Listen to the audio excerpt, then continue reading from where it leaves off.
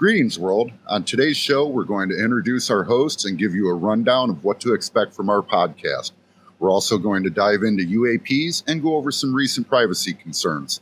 I'm Primitive, and this is... I'm AnonNews, and I'm transmitting from my parents' basement. What's up? I'm Discordian. Nice to meet you all.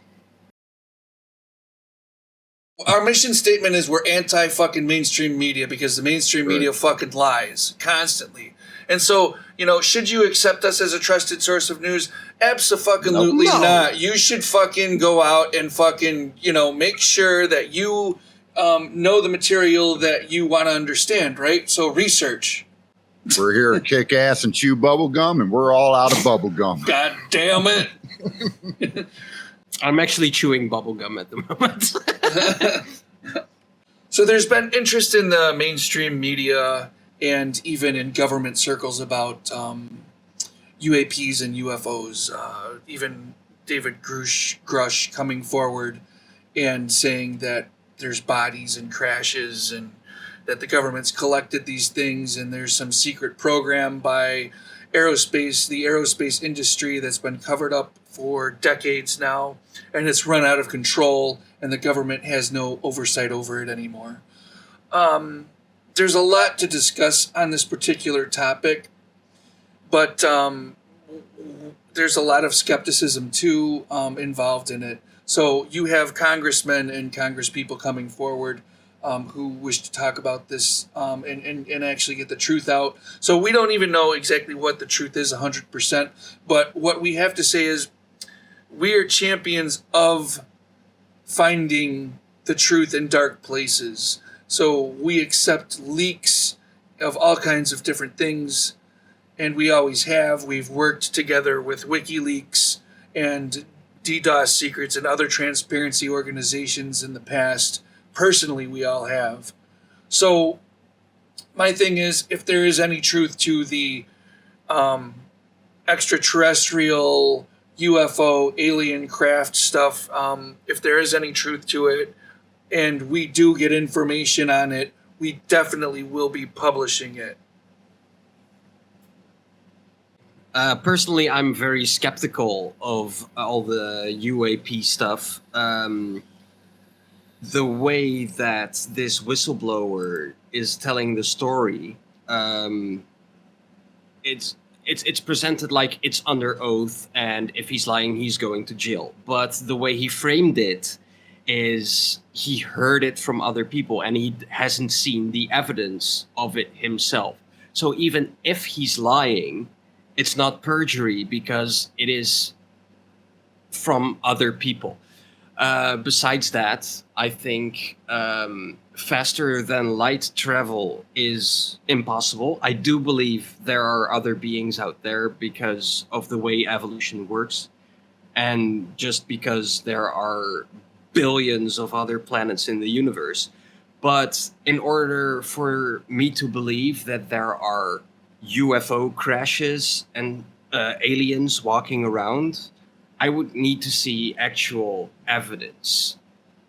And it's just not out there. So I remain skeptical, and maybe I can be persuaded by new leaks that you send to us, or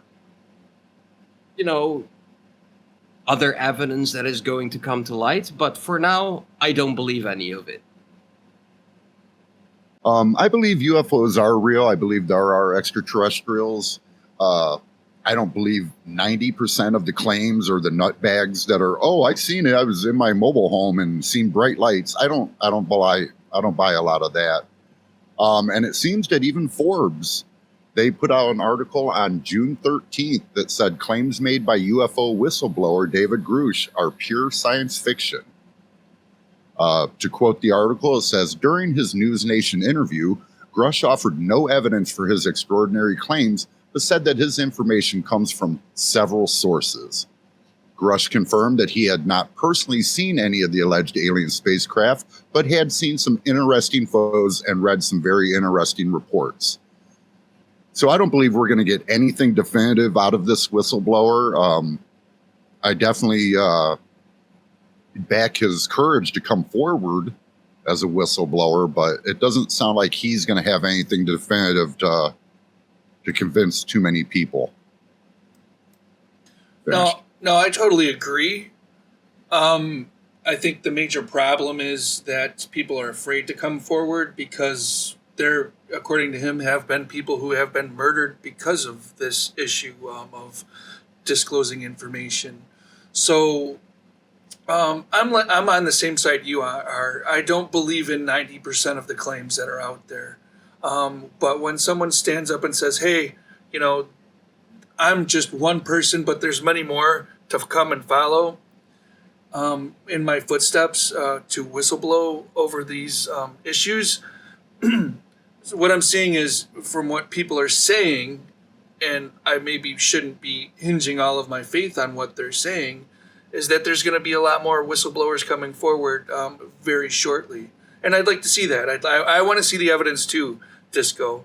I want to see the actual evidence and see the bodies in the crafts. And I understand where you're coming from too, Disco, 100%. Well, it's nice to be heard.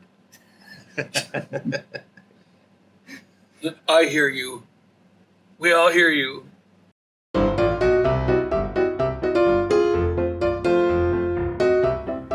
Downloading and running the Tor browser on Linux is ridiculously simple. Let's go ahead and move over to a virtual machine where I've got Debian 12 running. Let's open up a browser to the torproject.org website, and make sure you are going to torproject.org. You don't want to download from any other site because you might be getting government files. All right, let's scroll down. All right, let's go ahead and click on signatures so we could download that. And what the signature does is help verify that you're not getting a tampered with or corrupted file.